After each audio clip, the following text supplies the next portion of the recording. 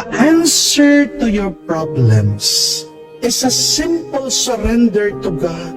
Do not surrender to your problems. They will choke you. Pag sumusuko ka sa mga problema mo, papatayin ka niyan, uubusin ka niyan. Amen?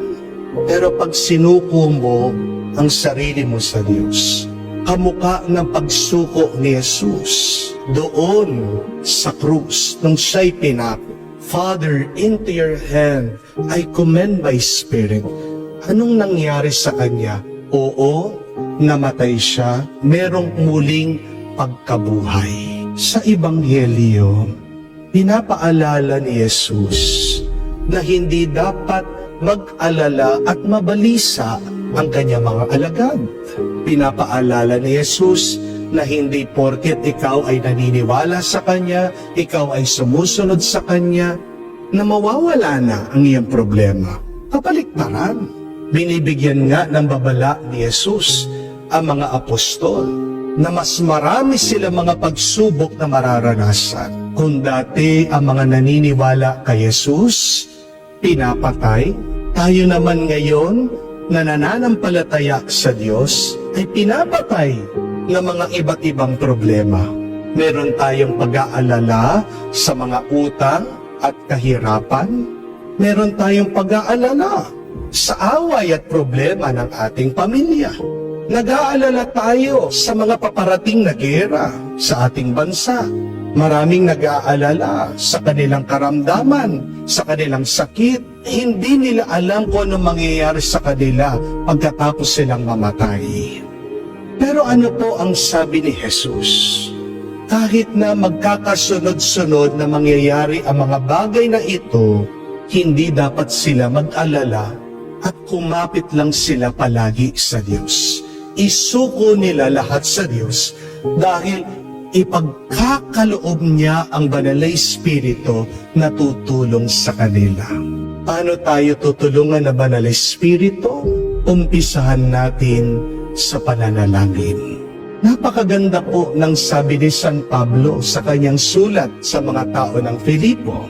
In Philippians chapter 4 verse 6, St. Paul beautifully tells us, do not worry about anything, but in everything, pray.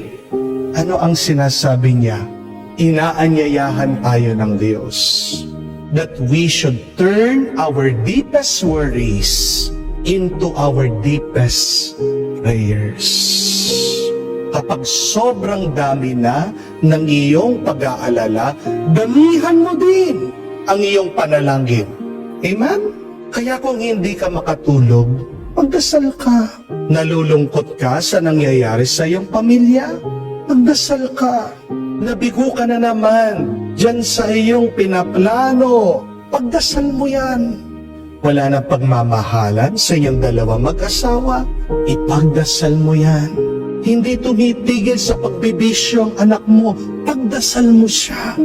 Sobrang sakit na ng iyong nararamdaman, gusto mo nang sumuko, gusto mo nang mamatay, huwag kang titigil na magdasal. Ang mga taong nagdadasal, tandaan niyo, sila ang mga taong hindi nangangamba. People who pray are people who have less worry. But people who do not pray are people who have a lot of worry. If you want your worry to stop, then you should pray sincerely, regularly, and faithfully. Magdasal ka ng totoo, palagi, at puno ng pananampalataya kung gusto mong mawala at matapos ang iyong mga takot at pangamba sa buhay. Because remember, my dear friends, you cannot worry and pray at the same time.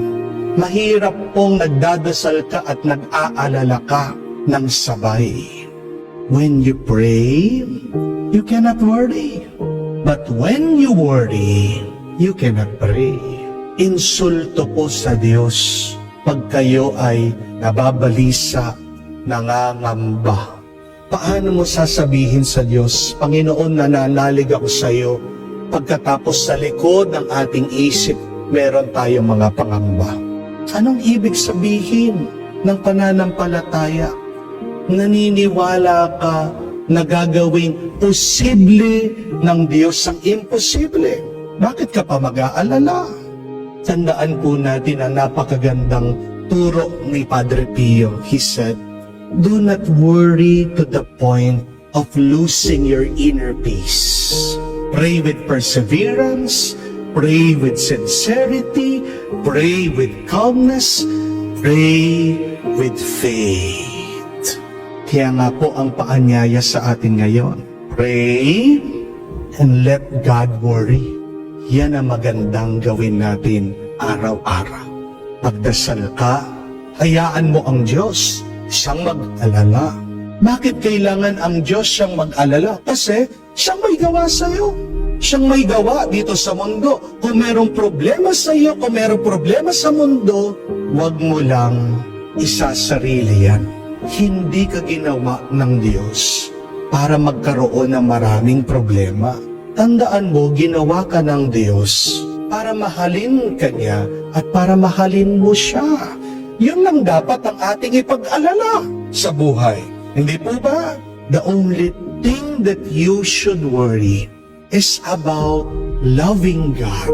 The only thing that you should worry is that, am I being lovable to God?